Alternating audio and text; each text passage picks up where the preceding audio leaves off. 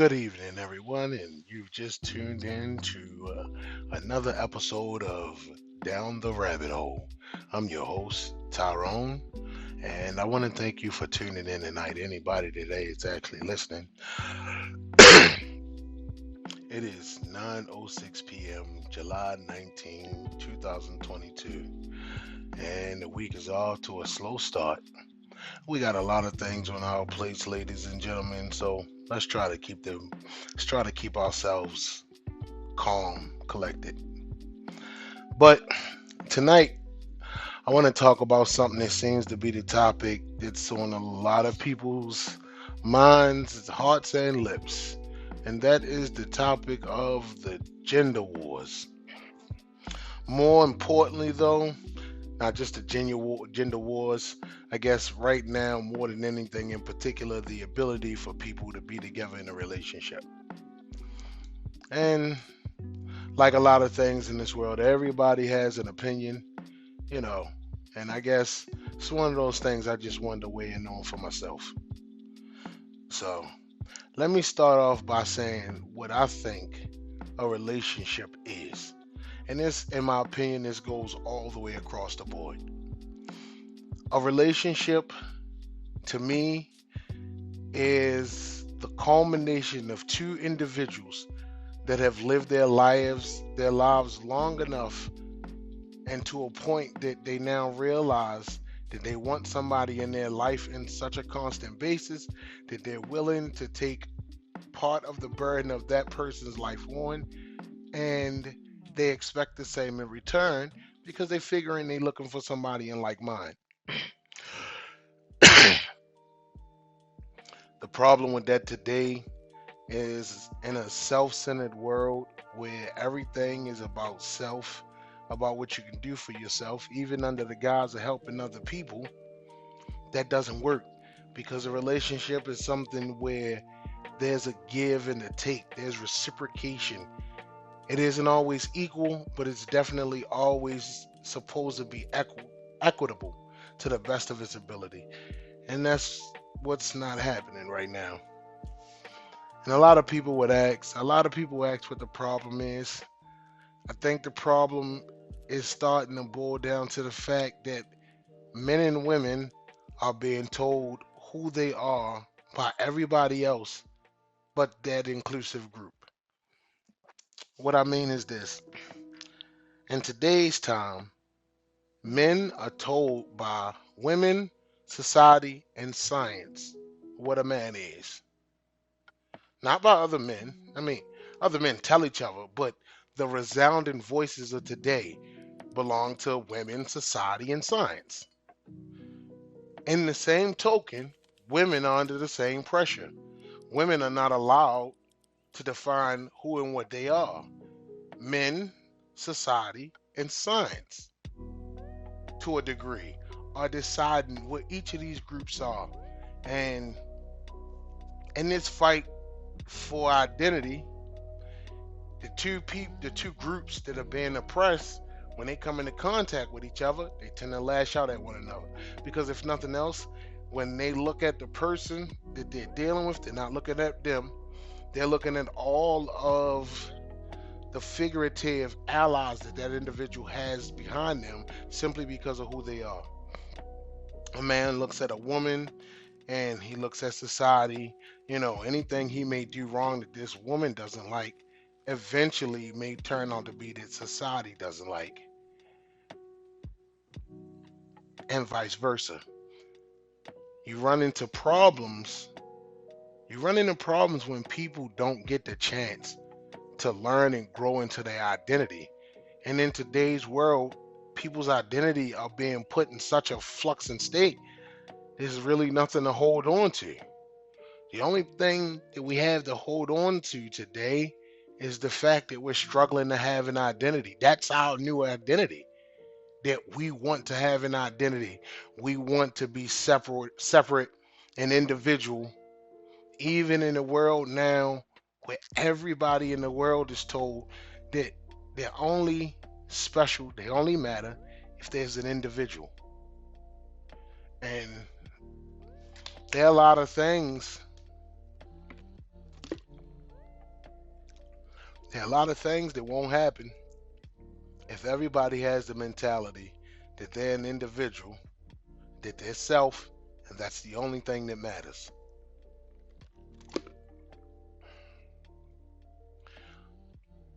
We're losing touch with the fact that a lot of the things that we have in society today, the things that we enjoy, the things that, hell, we have come to a point to feel like, at least in the back of our minds, that we couldn't live without.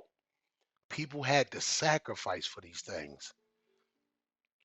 And it's not just a regular sacrifice. It's not a sacrifice of money or time. It's a sacrifice of self.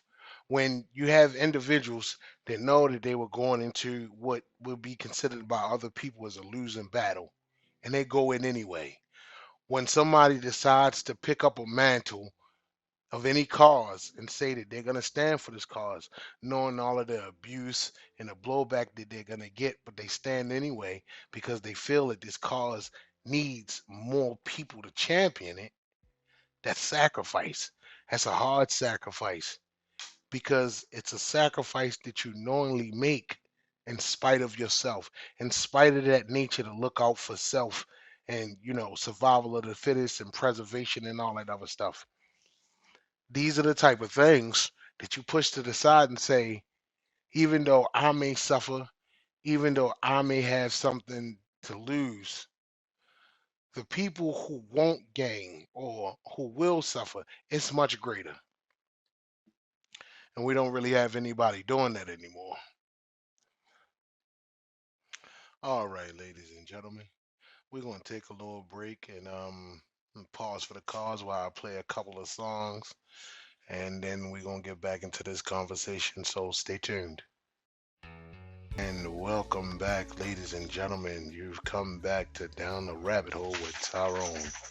So, I talk to a good deal of people, and when I talk to people, I try to have conversations with people because me myself, I was married twice. The first time I was married for 10 years, 10, 12 years, I can't remember 100%. And the second time, currently married 15 years.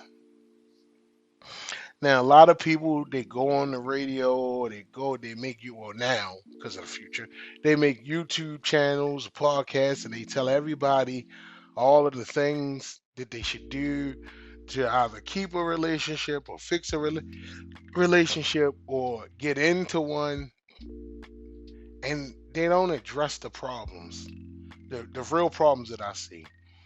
One of the problems that I see is that a lot of times when people go to get into relationships, they don't get into it realistically.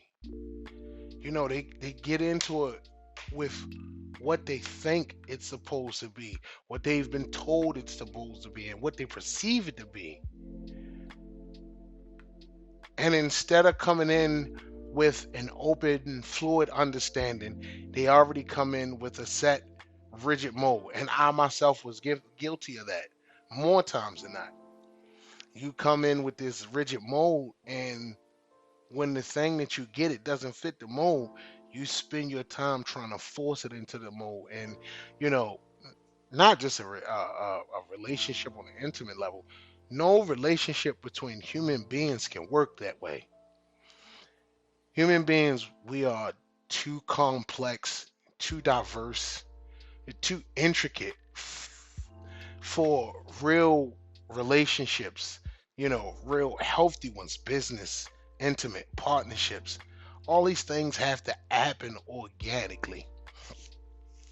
I was talking to my daughter one time.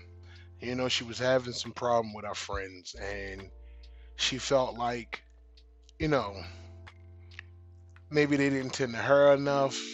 Maybe she was too high maintenance of a friend. She just felt like she had a falling out. And I had to explain to her, you know, I realized something from this generation. The fact that this generation has come to a point to realize most of the things that they view as important or they need in this world, they can get them in a snap. At the touch of their fingertips, they're there. But they're expecting to get those type of results with organic things, and that it's just not possible. Organic matter does not move at the same speed as digital matter. And that's the problem. They want their digital friendships and their digital relationships to mimic and mirror their organic relationships. And it's not possible. I explained to her. I had a friend, me and him, we have been friends for 25 years. Actually, I got two friends that I've been friends for 25 years. And through those 25 years, we went through situations where we fought, we didn't speak to each other, we had arguments, but there were a few things, that remained a standard. And it's the reason why I think we're still friends. One, we genuinely looked out for each other. We didn't have this between us. It was no one of us were better than the other. We were like the three amigos, and separately, each of us had our own strengths, but together, we made an unbreakable triad. And it's like you had, one friend was good with this, one friend good with this, one friend good with this. Together, we make an awesome unit. And that's how, at least back when I was growing up, man, in the late 80s and the early 90s, that's how most relationships worked. They say the saying is trial by fire. A lot of the friends that I kept, I still have to this day, I managed to keep to this day, was because of things like that. Getting in a situation where, you possibly gonna get jumped by a bunch of dudes, y'all gotta run and hide, or you gotta fight it out, and the laughing that you did after that, the fights that you or your homeboy might have got into, and you stood there, as your homeboy's backup to make sure nobody wasn't gonna jump him, and win or lose, your man stood out there and he fought that battle, and y'all were able to go home and talk about it.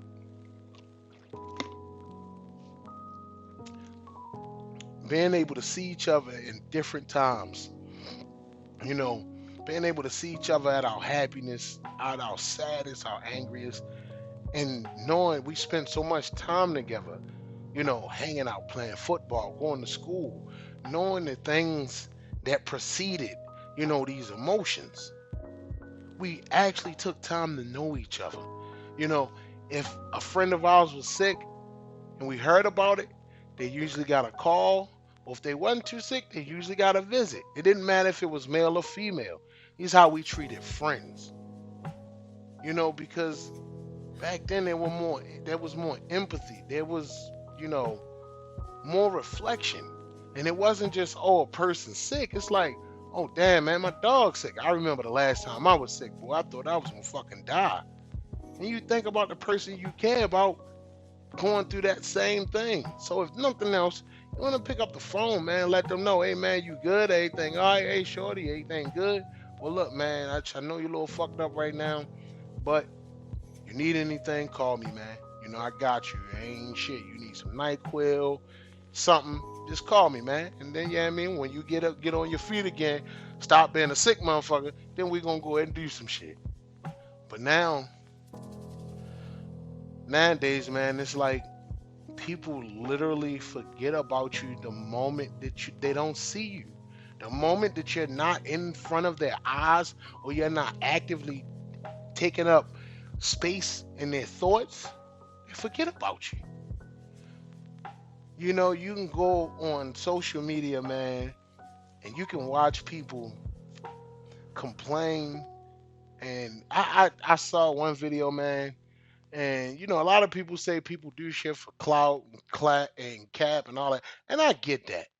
But it's the realization that this could be true. It's a video I saw, and the girl, she was like, hey, I live down in Atlanta, and if anybody trying to adopt a friend, I'm looking to be adopted. And she go through the thing, I'm tired of being, feeling alone, black sheep of my family. And she started crying. And it's like, it it hurt me. It fucked me a little bit. Why? Not because she did this, but because I don't know if it's a generation thing. I don't know if that's this how because things been fucked up since COVID. But it's like a person think that they have to go through that. Like, don't you got neighbors, sweetheart? Don't you got people you work with? But the problem is that we as people have become so untrustworthy that it makes more sense to trust perfect strangers on the internet, on these phone apps, than it does to trust our neighbor, to trust our co-workers. And it's like, it's crazy, man. I mean, so I'm watching it. She starts crying and she reiterates that, if somebody looking to adopt a friend. And it's like, this is crazy, man. It's like, you look at it like this. When I grew up, we didn't have computers like that in the beginning. Then around, get old, around 96, computers became a thing, AOL. You got the chat rooms for those of us out there that did, more off the beaten path stuff. You had RPing, stuff like that. And to be honest, I RP'd heavy, heavy, heavy. I mean, at one point, man, for a good stretch of time, I literally was getting up about 5, 6 o'clock in the morning and was on the computer RPing. And for anybody who don't know, RPing is role play. So you pretty much act out a story by typing the story. We didn't even understand back then, man. There were people that role played and they created such intricate stories, man. They would blow the movies that come on TV out of the fucking water. I lie to you not. But needless to say, a lot of us RP'd, and in the RP land, in the RP world, man, people had relationships there too. They were a little bit more strange, people married to dragons and anthro cats and, bears that can do magical powers and giants and the whole mystical, fanciful gambit. But it's crazy because in this world that all these people created for themselves, their relationships still had issues, still came to an end. You still had people cheating. You still had people lying. You still had people just disappearing. You still had people that were being illegitimate parents. And I say illegitimate parents because you had mothers and fathers that were doing that. They were literally having children and then just abandoning them. So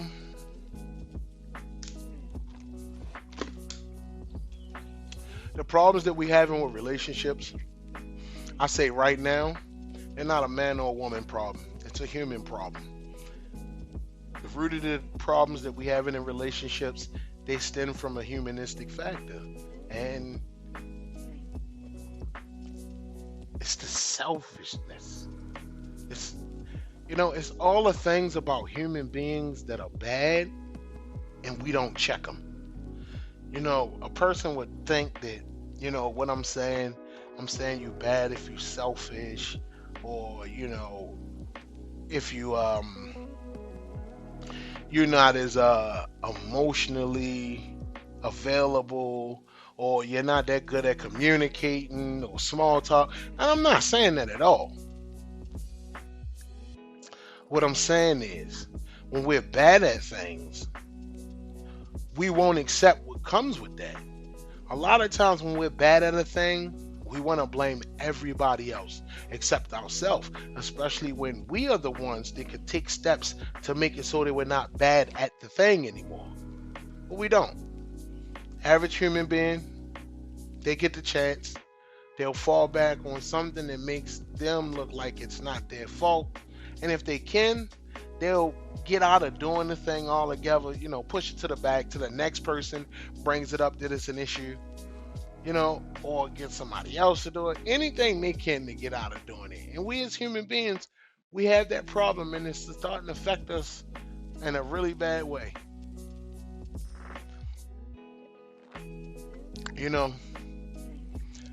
A lot of people talk about the problems between men and women, and you get both sides. I can only speak from a man's perspective. And I think one of the problems, honestly and truly, being married twice, being 42 years old, being having a daughter, having 2 sisters and a mother, and hearing this for so long, women just don't seem to listen. I don't know if it is the anti-authoritarian in them, you know, but whatever the case may be. But it's not even in the sense I mean that women won't listen, like, oh, you won't listen and follow directions. I mean it in the sense that women don't listen when men talk to them. First of all, I say this. When men have conversations of an emotional, degree, they're really stepping outside of their comfort zone to do that, the average man. But it makes it even harder when a man goes through that hard journey of having an emotional conversation with a woman and then seeing the results later on and show she didn't listen to him at all. And it's like a lot of times men tell you, we tell you what we want, we tell you what we need, we tell you what makes us feel happy, what makes us feel sad. But again, because it seems like women won't, I don't even want to say won't listen. I say they don't listen. Because women don't want to listen. They don't hear the things. They don't hear the things that if they heard them, little simple things would change their relationships with the people who was talking to them by leaps and bounds. And men are no different, but I will get to them in a second. Like I'll give you a prime example. Ever since I was a young boy, a little 16-year-old boy running around with a heart on, I realized something early on. I like breasts. I don't just like breasts. I love breasts. Breasts are beautiful. Breasts are one of the things that I say to myself, especially when I see a good pair. No matter what happens, these are one of the things, these breasts, the existence of them, is what tells you that God is alive and well, and He did mean for you to have some good. And I feel this as an individual. Now, that's not to say that you go around sexualizing women. Let me explain. First of all, as a man, and I'm only speaking for me in this, it's the fascination that women's breasts are able to produce milk and take care and feed a whole nother living being to the point where it can sustain itself. This is for you. But the biggest part is that I noticed most men that I've known in their life, no matter what, no matter what's going on, they could be angry, afraid, long as it's not like I'm grayed out, petrified afraid. Seeing a pair of breasts puts a smile on a man's face. My father used to tell me this, and I ain't understand it. But as a man, when the day comes, you might be having a day, bad day, and a girl you may be your girlfriend or your wife, or maybe your girl you like. She may just come walk in front of you one day and look you in your face, open her shirt and show you her breast. Women, let me tell you, the man, regardless of what's going on, as long as it's not earth shattering, he will pause, he will stop, he will look at them breasts. And if you gave him a smile, he will return that smile. Why? Because breasts are some of the greatest things in the world to men. Now, yeah, I know men talk about asses and all that, but let me tell you, secretly, men love breasts. They love the whole breast and their hands. And they're curious things. We hear a lot of women, they complain, oh, breasts, they so heavy and they sweat and y'all wish y'all had these things. And it's like, now I'm better off with you having them, but I love that I get to see them. And I know it's things like that for women, but that's it. A man will tell you, like my wife, I used to tell her, anytime I get angry with you, whenever I'm angry, all you have to do is your smile. I told her, you have such a smile that I can't be angry around it. It's always just like if you can smile, then whatever I'm being angry about can't be that serious. And it's kind of like that with tits. A nice pair of tits is like, oh my gosh, man, I'm ready to get evicted. And you look up and you see a nice pair of tits and a smiling face, you'll go, damn, yo, I'm getting fucking evicted. I do get to see some nice titties though, so there's that. And it'll taper off for a little while. I know it sounds crazy, but I'm pretty sure there's some people out there would agree with me. But it's things like that. A man tell you, I told my wife, her smile is a diffusion for my anger.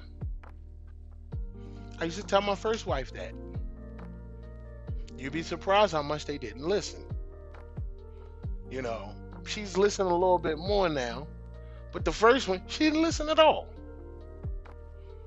And it wouldn't matter what thing I was angry about. She never tried to console me. And it's like, that's one of the things that put men in a bad frame of mind, because we have been raised, programmed to believe that women are capable of fucking magic when it comes to being able to comfort you. Like, women, it doesn't matter what it is. Whether it's your daughter, wiping your eyes when you're crying at your father's funeral, or it's your sister, telling you that things between you and your friends are gonna be all right, or it's your mother convincing you. It's like you feel like they can fix anything. And when you get into a relationship with another woman, some of us men, we get into a relationship thinking that they had the same superpowers that the other women in our life had. And women think the same thing. Their fathers or their uncles or some men in their life, they were able to call on and he could fix problems. And they think that every man is going to be the same way. And the reality hits that, no, she's not a superhero. He's not a superhero. And even worse, those men or those women in your life, your dad, your mother, your aunts, and your uncles, they weren't superheroes either. And it takes a long time to acclimate to the understanding that they weren't superheroes. They was just regular people. And that's not bad. That's okay. Because then you can start allowing them to go back to being superheroes in your mind. But you don't have that false understanding anymore. When losing it, it can be a problem. It can hurt. So it's one of the things. It's another thing that I think men and women should work on. People say it over and over and over again. Communication, but communication is one of those things that can't be driven home enough. And I think that people don't give enough emphasis on the type of communication. See, you tell an average person communicate and they think that's just talking. But when it comes to a relationship, especially when you're dealing with another human being that has fears and phobias, traumas and PTSDs, that have things within themselves that they fight against that they don't want to manifest, you can't talk about what the fuck happened at a football game or what star is dropping with new album. These are conversations that take time, they take effort, and they take intricate thinking and expression of who you are. It's a lot of work. And we need to find the time to do that.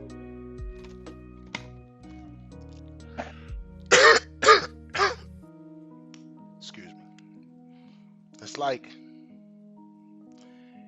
if we take time,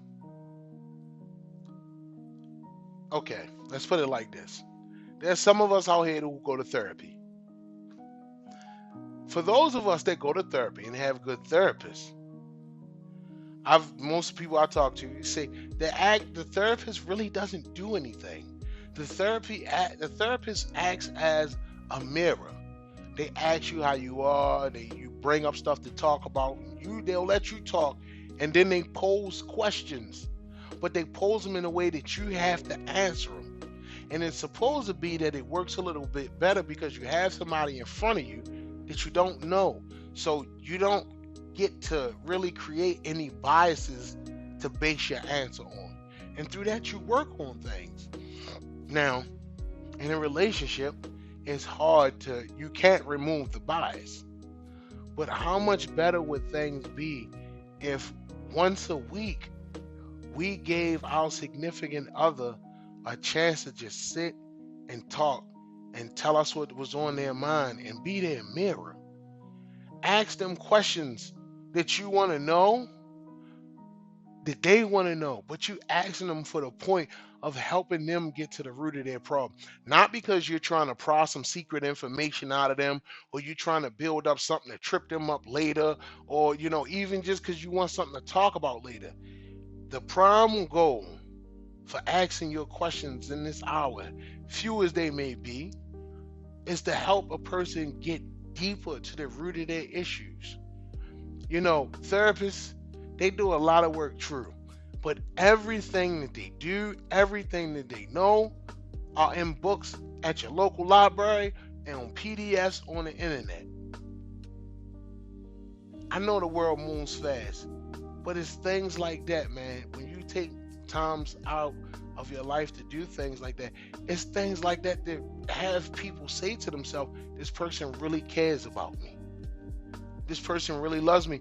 But not only that, this person cares about the bond between us. They want to work on it. They want it to be stronger. They wanted to protect it. And you hope that the person will reciprocate. All right, ladies and gentlemen, let's take a moment to stretch, take a breather.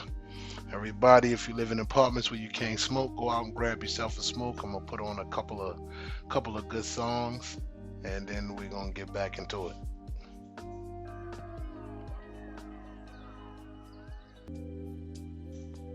So hopefully my dog shaking their ears didn't disturb you. Let's get back into this conversation. Another issue with relationships, I think, is loss of perspective. We look at things and everybody's like, it's what you bring to the table. What do you have to offer? And it's like, let's look at it for what it is. Let's look at things hypothetically speaking in a quote unquote perfect world. Once you turn 18, you'll have your own job and you'll have your own house. Meeting somebody, potentially, there's no burden to take on. But now if you do get with this person and you stay together a long time, the burden that you take upon is going to be self-induced. Once you have feelings for the person, if they get sick, you care for them, you're going to take that burden on. They get in trouble, you care for them, you're going to take that burden on. But a lot of times, the person that's having the burden lifted and they're getting the ease, they forget that ease came because there's somebody out of their sight, off to the side, they're holding up a ton of weight so they can get under this door. And in the world we live in now, they teach us don't look back. Don't look back. Don't dwell over the past. Full speed ahead to infinity and beyond. That's what the winners do. Winners don't look back. Winners look forward. Only losers look back. And it's like, how many people stopped and lifted your load so that you could get further?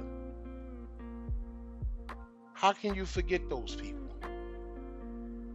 And it's like we live in a world where everybody feels like they have no one in their corner. But I'd ask everybody who says that, have you asked yourself whose corner you haven't been in that you should have been? That they needed you? And I'm not talking about users. In this day and age, it's easy. It's a little bit easier than it used to be to see users. Now, a lot of times we don't see them because we don't want to see them. Because seeing users and the people that are around us sometimes means no girlfriend, no boyfriend, no husband, no wife, no brother, no sister, a decrease in your co-workers, no neighbors. Yeah. The way it's turned, the world has become so cynical. But you can't let that stop you. And knowing that somebody made your road easier, if nothing else, if for no other reason, The fact that somebody walked the road that you're on before, any rock, any debris, any obstacle that used to be there and it's not on the road while you're on it now, that was a sacrifice that was made to those people, for those people, from those people, for you. You can't forget who behind you. A lot of the times the people that's behind you were the people who lifted you up, were the people who said a word to you when the whole world made you think you were deaf. Some of those people that even in times when they didn't have light for themselves, they managed to muster up a spark for you. And we forget that. Our perspectives become so skewed once we get the burden lifted from us that we act like we never had a burden to begin with. And everything that ain't making us move forward is a continued burden. So the person back there holding the door open, who lifting the car up, who holding back that fire, they're not important anymore because they're in the past. Let's forget about all the things they may have put on hold to help us. That was their choice, so it's their fault. And that does nothing but create a vicious circle.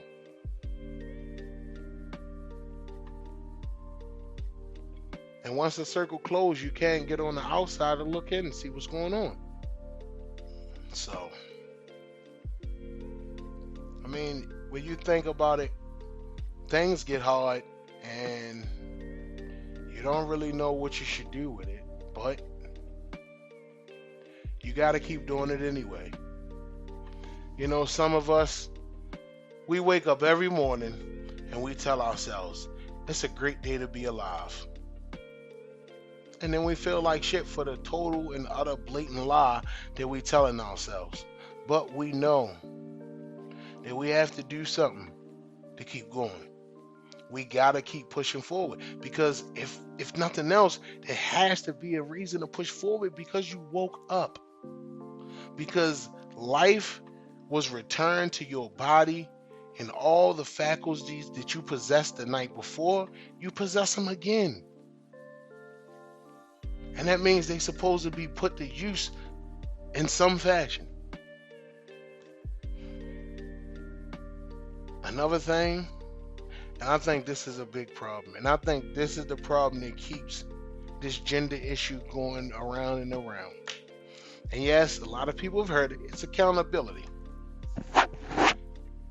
Both sides have an issue with accountability, but it's of the man's opinion that women have a way worse problem with accountability. Here's why. Let me explain it to you rather. So the majority of men, we have come to accept all the fucked up shit that men have done to women. All of it. And with every woman, and this is a generality speaking, or at least let's say a generality from my time and how I was raised. As a generality, whenever you come across a woman, we taking all these things into consideration, and especially in Baltimore, and I hate to say this, man. I realized this some years ago, and I told a homeboy of mine, you know, when he was coming up, young dude at the time, like 17, and I told him, I had to make him understand. I said, I'm gonna explain something to you, man. It's gonna be hard for you to get into a relationship. I want you to understand something, though. And you're gonna have to wrap your mind around this. Almost a large majority of the females that you come in contact with will have some type of sexual trauma befall them. And you're gonna have to understand that, because that fact is gonna mitigate how you move around them.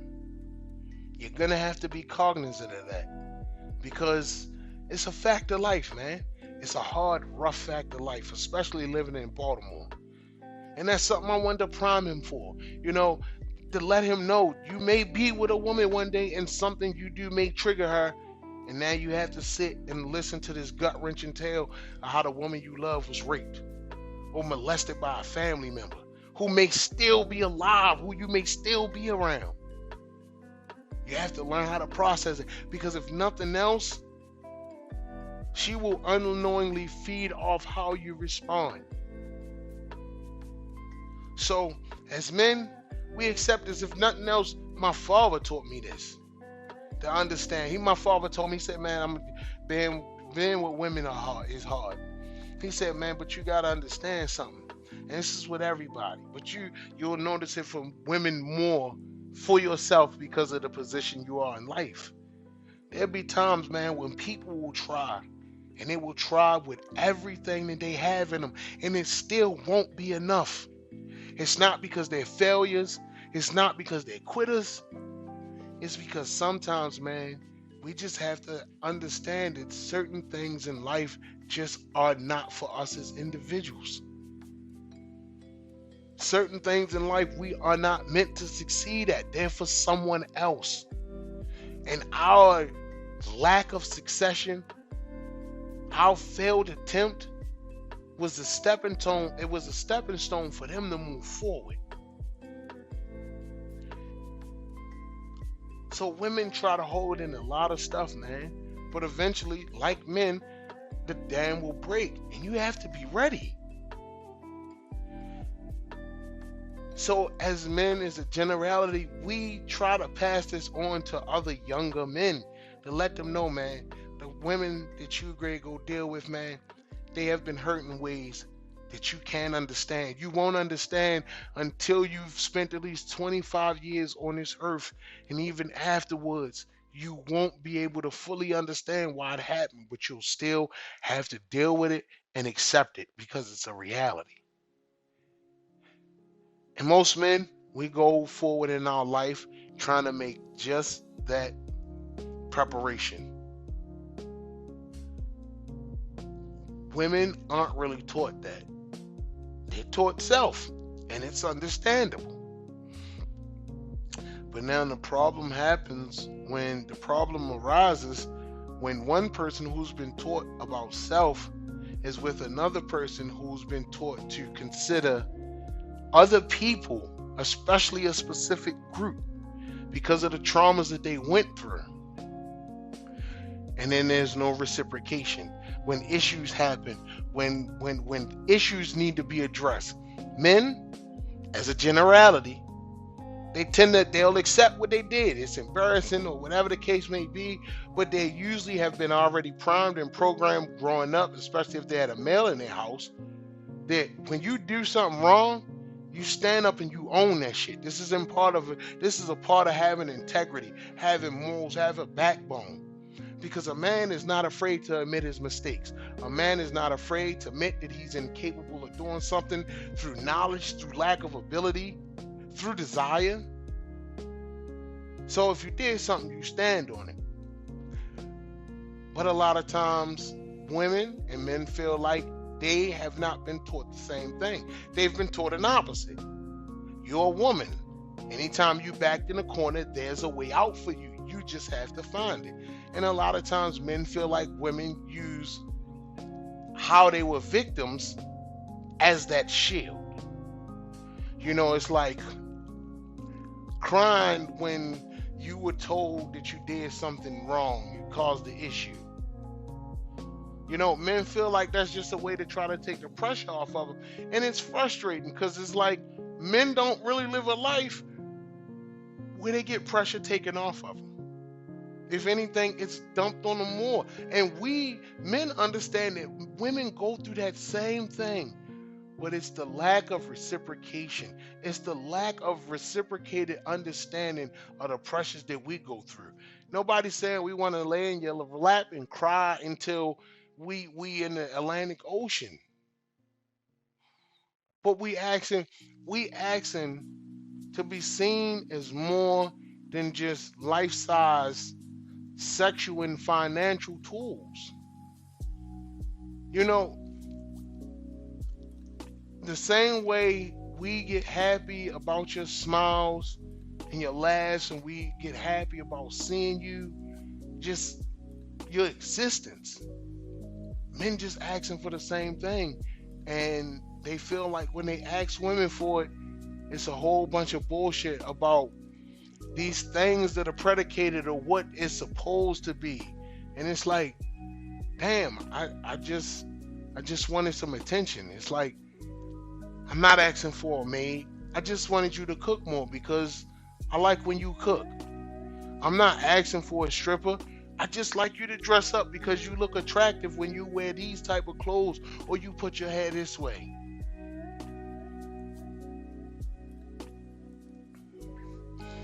It's like, as a man, you have to live with the fact that the things that everybody else enjoy in life make you seem a little bit weaker when you want to enjoy them. You know, being a man and just wanting to go lay out in the park in the flowers and take a nap, or just lay down on your step and take a nap. It's like all these other things that men can't do, and it's like it's crazy because at least 200 years ago this wasn't the thing. Men could lay down in the park, take a nap. Men could walk down the street with their arm around each other or holding their arms, or men could paint. Men could all these things. It wasn't so much gender classification in the face of it existing. And it's like now everything's for everybody and everything's for nobody at the same time. And it's one of those things that it's hard to wrap your mind around because it really doesn't make sense. Because you and I both know, as collective human beings, that we get tired of living the way we living right now. We get tired of the double standards. We get tired of the duality in the faces of paradoxes. And we just want to live, man. We all know we're going to die. We're just trying to be able to say we enjoyed this life a little bit before we go. And it brings me back to what I said. Relationships, man, they're important and they're so heavy because of what you decide to take from the other person, what you decide to shoulder with the other person. And not only that, what you decide to see and share with them. It's like, I'm not just marrying somebody because I want somebody to cook and clean with me,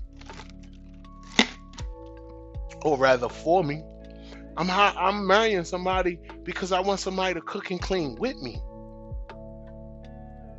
For some men, they don't like cooking and they don't like being in the kitchen.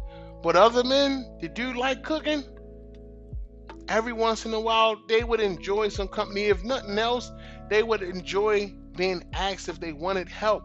But the key is to not ask for help with the tone that you asking because you think the person wants help. What's wanted is somebody who genuinely wants to help, that wants to be in the kitchen and cooking because of the funny time we gray have as we conversate, as we decide together what meal we gonna make, as we decide together how we gonna cook it, all that funny stuff, because you want to stand in this kitchen and you want to build a moment with me that nothing will take away save for, a mental illness.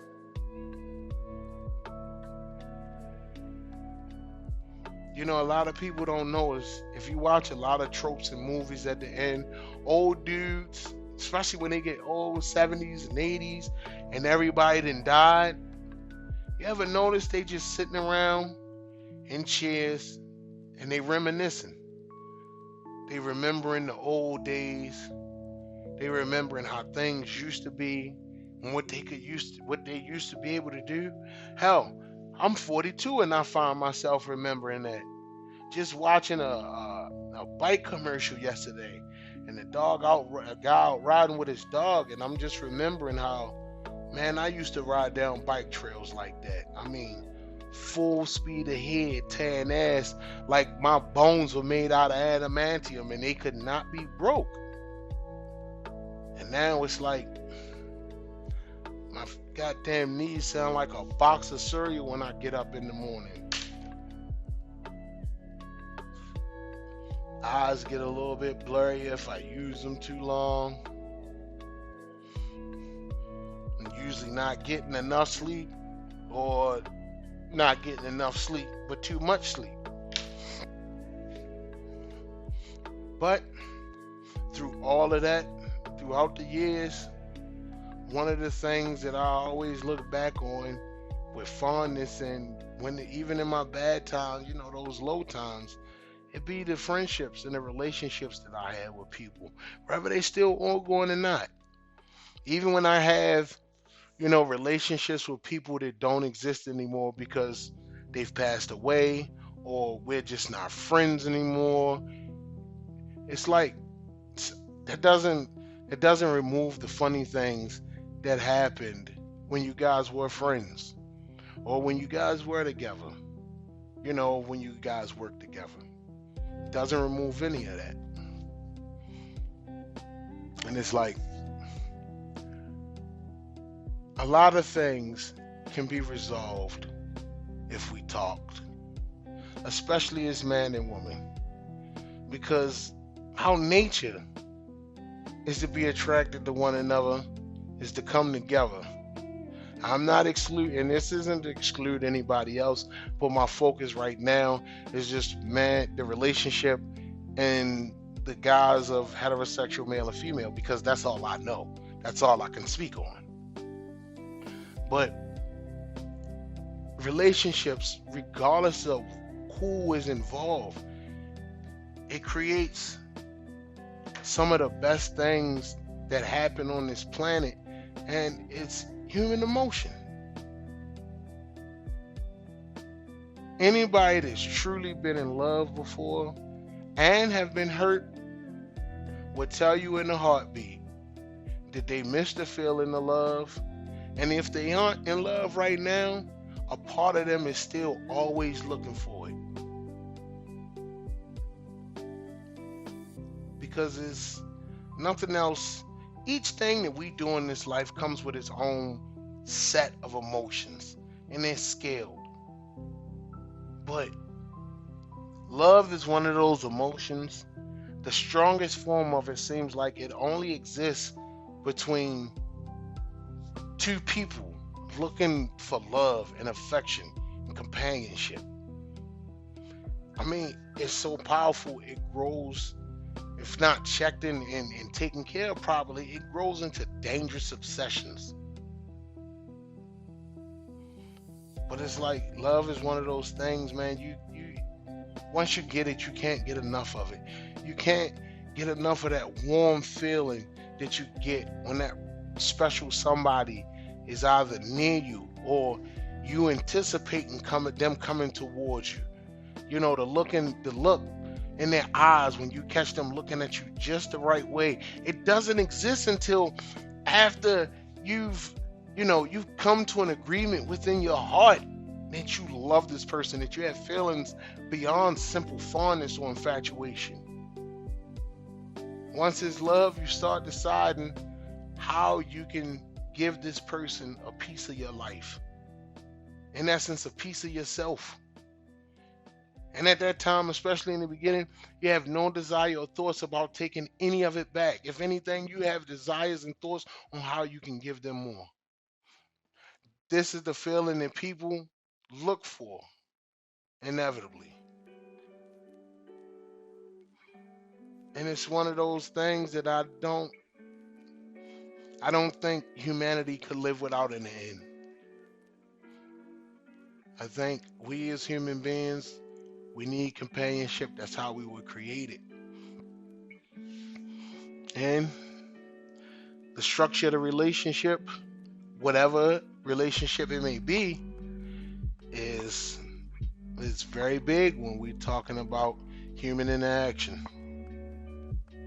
So, I know I say so a lot. This is actually my first episode. My first official this long episode going for an hour. In closing, I'm gonna wrap this up because I got a couple minutes left, so I'm gonna just give you a brief rundown. I decided to try to do this channel, man, because I felt like it was a lot of things that needed to be said and they weren't being said. Too many people in the world, man, they playing hypocrite or they feigning, you know, a lane position. They giving people what they want and not what they need. You know, a lot of people, they talk about relation statuses, and then you find out they ain't in a relationship, or they buying hookers, or they got sneaky links, and it's like these are the last people you want advice from about any type of relationship, because it's like, at least on an intimate level, they have no respect for it. The way we view things in the world is just so corrupted, man. And if nothing else, I'm the videos and the audio clips that I'm making, I'm not making them for people. I'm making them for my daughter and for my nephew and for the young people in my family that'll be here one day when I'm not. I'm making this so that they can hear this and know that an adult, that their family member cared enough about them to try to leave something as a way to help them navigate through life. I have at least 40 years of experience on life. Dating, finances, pain, depression, anxiety, losing friends. I have so much information in 40 years. But let's just say, if I have the good grace of living until I'm 60, I only got 18 years left. And in 18 years, 60 years of knowledge, both factual and anecdotal, will be wiped from the face of the earth. As an active member of the human society with a well-thinking brain, my daughter and anybody that comes after me, I'm doing them a disservice if I don't even try. And I'll tell you the truth, man. I felt real awkward doing this, because this is a platform. Once you put words out there, people can take it and they can do whatever they want with it, and you can't stop it. But it's like I was saying earlier. My daughter and the young people that come after me, they are important enough for me to take the chance of getting in front of things I don't want to. Somebody misconstruing words that I said or a point that I was talking about. Because I know there will be people that will know me well enough, or that will have enough intelligence, enough empathy, enough insight, enough whatever's necessary. They'll be able to see and hear my words, and they'll be able to see what I was trying to do. It wasn't making $1. It wasn't to get to an award show. It wasn't to become a household name. It was to tell people that heard my voice that I see the shit that's going on in our world, man. I see the pain that we going through. I see the pain that we inflict on one another. And hopefully this is my way of showing the world that I'm trying to do my part to make sure me and nothing that comes from me causes any more undue hurt and pain than necessary. I say that understanding that I'm gonna cause hurt and I'm gonna cause pain. I'm gonna make some people mad. I'm gonna make some people confused and upset and every other thing there is under the sun. But knowing that it's my intention to help people, man. It's my intention to show people that I'm trying my best to be one of those people. I don't have a problem with looking back. I can't not look back. I have to, because looking back is my father, is my grandmother, is my sister, teachers that taught me in school. Looking back allows me to remember the faces of all of the people that sacrificed for me to get where I am today. And even if I don't think where I am ain't no fucking where, It's still a lot further than I was when those people helped me, a lot further than I would be if I did things on my own.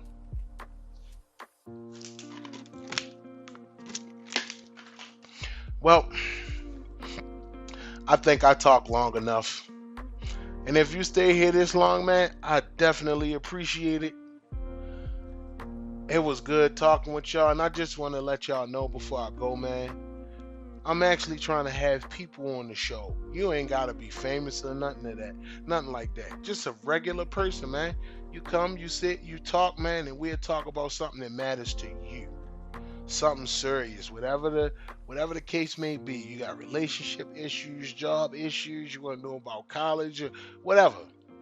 Whatever information I got in my head, I'd be more than open to dump it out on the table and give it to you.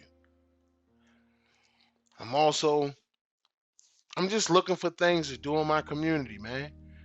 42 years old and I ain't getting no younger, and one day that bell gonna ring and they gonna put me in that hole. But before they do that, man, I want to be able to say to myself that I put my best foot forward trying to leave my mark on this world, and it be a mark that says to the other people, here lies somebody who wanted to do more for the world than he felt like the world did for him. So, writing projects, business projects, literary projects for it. I mean, hey, in the end, my company is called Project Addis. So, projects are the thing. I'm just looking for people out there that's trying to make this world better one step at a time. Who trying to fight the good fight in the face of looking at total destruction. Because we know somebody got to fight the good fight. Somebody got to put on the gloves and step in the ring. Even when nobody wants to, we got to have people. That's their time to shine. I'm hoping at some point that can be done. So, again, man, thank you for joining me on my show. Shades of Night / Down the Rabbit Hole. I haven't decided which name I'm gonna keep yet. Also, Tangent was a better one. Was another one I thought about too, but I don't know. If anybody got any suggestions, I definitely love to hear them. You can follow me on, and I hate saying this, but you can follow me on IG at Project Addis. Or you can follow me on TikTok at AkiraMan2017. And the same thing for Project Addis on Facebook. I only say I hate saying that because it sounds so superficial. But I figure as long as I do it a couple times and at least let it be known how I can correspond, how people can correspond me to be out there. And then I ain't got to be in nobody's face every episode. So like and support, ring the bell, and nah. I ain't about that either. I don't want people to listen to me because they were reminded. I want people to listen to me because I'm saying some shit that y'all want to hear, or I'm bringing the light to something that was covered in darkness for you. Then I'm saying something that you want to hear because it's funny or it's informative. I don't want to be a court jester for anybody. But I do want to entertain people. But I want to do it in the right way. And when you entertain properly, every ounce of you should benefit. Your mind, your body, and your soul. That's all I'm hoping to do. So, thank you for tuning in, ladies and gentlemen. And I'll catch you again on the next episode of Down the Rabbit Hole. Have a good night, everybody.